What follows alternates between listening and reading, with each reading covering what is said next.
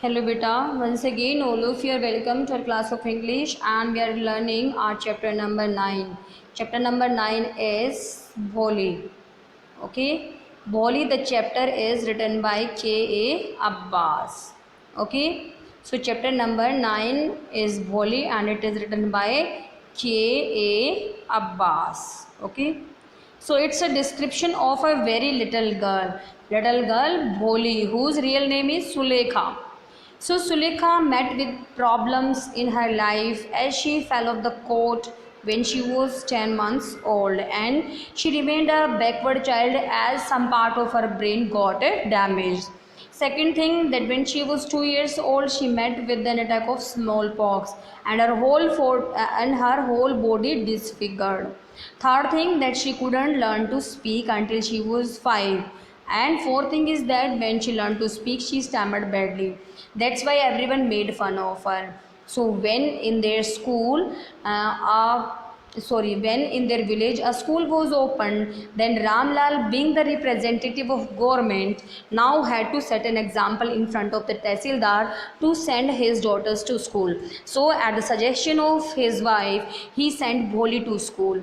When he caught Bholi by hand to go to school, then Bholi frightened a lot. Why? Because she didn't know what a school was like. She thought that she had been turned off the house because some days ago their old cow Lakshmi had also been sold out. That's why she thought that it's a punishment to her. Okay, now let's further read it. What's the matter with you fool. अभी रामलाल चिल्लाते हुए बोलता है because he want that the girl should go to school, लेकिन लड़की बिल्कुल भी school में जाना नहीं चाहती. इसलिए रामलाल चिल्लाते हुए क्या कहता है कि तुम्हारे साथ प्रॉब्लम क्या है लड़की, तुम क्यों नहीं जाना चाहती. I am taking only you to school, मैं तो तुझे सिर्फ स्कूल लेके जा रहा हूँ. Then he told his wife, फिर अपनी वाइफ को बोलता है let her wear some decent clothes today, आज से कुछ अच्छे से कपड़े पहना दो. डिसेंट का मतलब कहते हैं वेरी गुड, ठीक है, जो कि बहुत अच्छे कपड़े, बहुत अच्छे तो नहीं, डिसेंट का मतलब होता है जो देखने में ठीक ठाक लगे, अच्छे लगे. तो उसको कहा कुछ अच्छे कपड़े पहना दो, और else what the teachers and other school girls will think of us when they see her, नहीं तो टीचर्स और दूसरी लड़कियां क्या सोचेंगी जब वो इसको इतने बुरे कपड़ों में देखेंगी. Okay, so all the things सही हो गया, उसके साथ सेट हो गया. किसके साथ? रामलाल ने कह दिया उसको कि लड़की को अच्छे से आप नहला धुला दो. सो इट्स द डिस्क्रिप्शन कि why Bholi felt that she was going to a better place than her house. जो भोली को फील हुआ कि वो अपने घर से किसी अच्छी जगह पे ही जा रही है. कब? व्हेन न्यू क्लॉथ्स, न्यू तो नहीं, हम क्या कहेंगे, when very clean clothes were given to her. Actually new clothes had never been made for Bholi. कभी भी भोली के लिए कोई नए कपड़े तो बनाए ही नहीं गए हैं, ठीक है. तो कैसे कपड़े पहनती थी वो? तो हमेशा वो कपड़े पहनती थी भाई अपनी बहनों के. The old dresses of their sisters were given to her, were passed on to her. पुराने कपड़े दिए जाते थे. No one care to mend और वॉश हर क्लोथ्स, कोई ध्यान नहीं करता था कि उसको मेंड करे, कहीं पे अगर वो फट गया तो सील दे, या फिर कोई वॉश करे उसके क्लॉथ्स को. लेकिन आज she was lucky to receive a clean dress.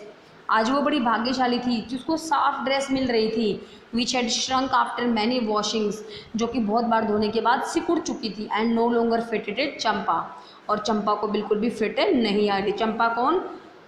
हाँ, इस सुलेखा से, भोली से बड़ी है, रामलाल की बेटी, ठीक है. तो कि सिकुड़ चुकी थी, इसीलिए वो किसको दे दी गई है? सुलेखा को. तो अक्सर जो छोटे भाई बहन होते हैं उनके कपड़े दे ही दिए जाते हैं, इसलिए भोली को भी दे दिया गया. She was even based and oil was rubbed into her dry and matted hair.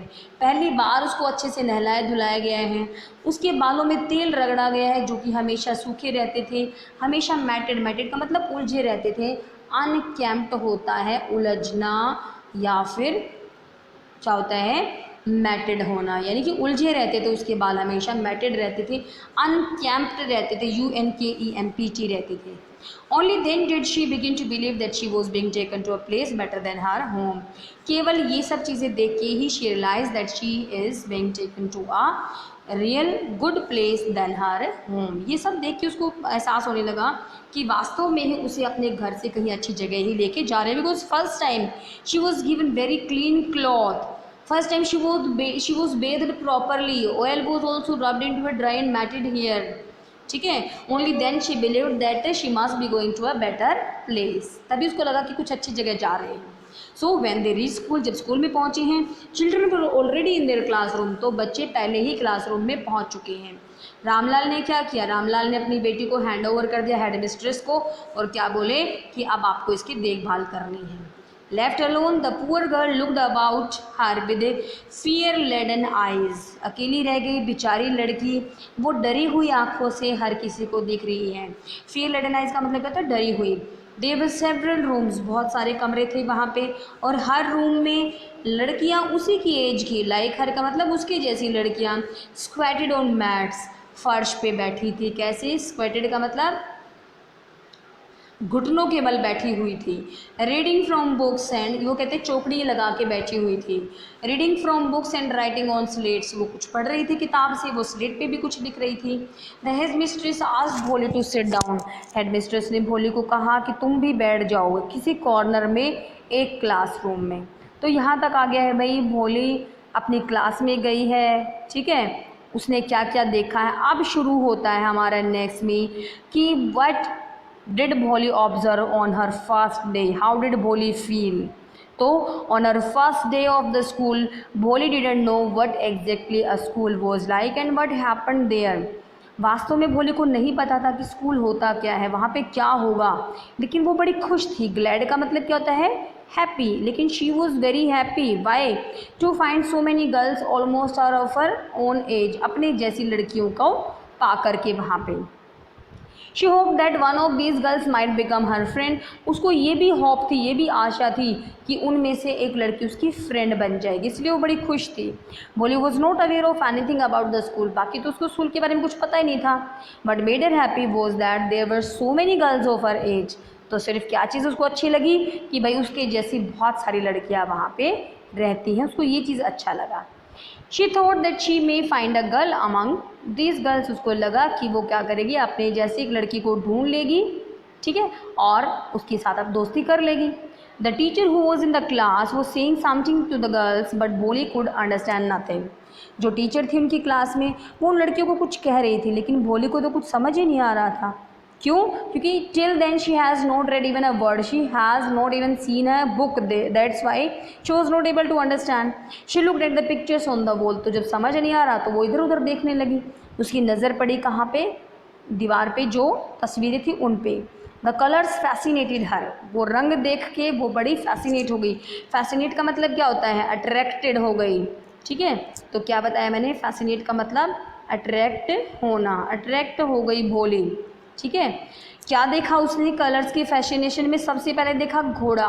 The horse was brown just like the horse on which tahsildar had come to visit their village.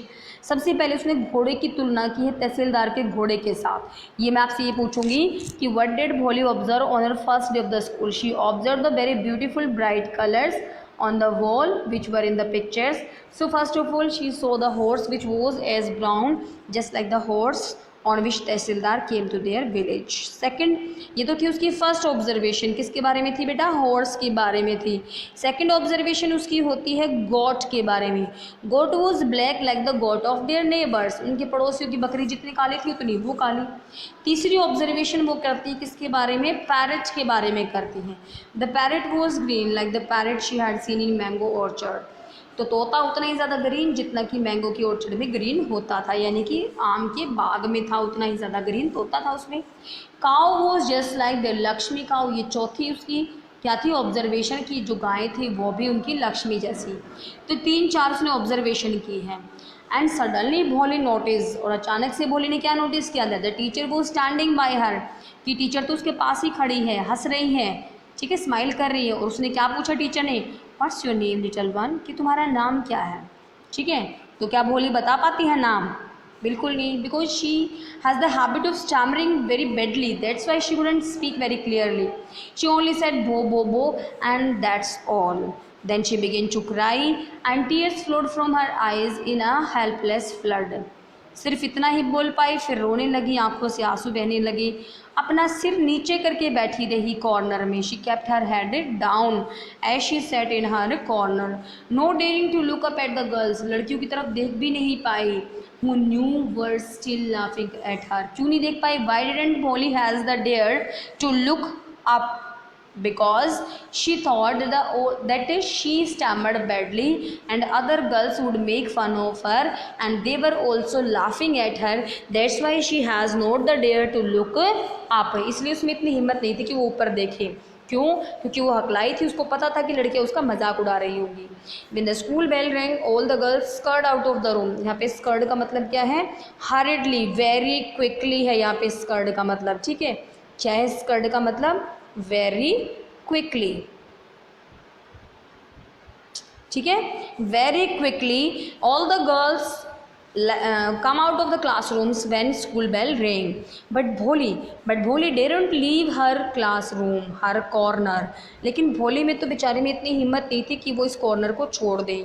Her head still lowered, सिर अभी भी झुका हुआ, kept on sobbing का मतलब सुबकना, सुबकती रही भोली। The teachers voice was so soft and soothing, एक बड़ी सॉफ्ट, कोमल और आराम पहुंचाने वाली, ठीक है, काम एंड कंफर्ट वाली एक वॉइस आती है भोली, ठीक है। सूदिंग का मतलब क्या होता है? The things which gives us very calm and coolness, शांति देती जो चीज़ें। In all her life she had never been cold like that, किसी ने उसको उसकी ज़िंदगी में इस तरह से नहीं बुलाया था। इट टच्ड भोलीज हार्ट, इससे भोली का दिल पूरी तरह से प्रभावित हो गया। यहाँ पे हम टच का मतलब क्या लगाएंगे? छूना नहीं, बल्कि इम्प्रेस होना लगाएंगे, ठीक है।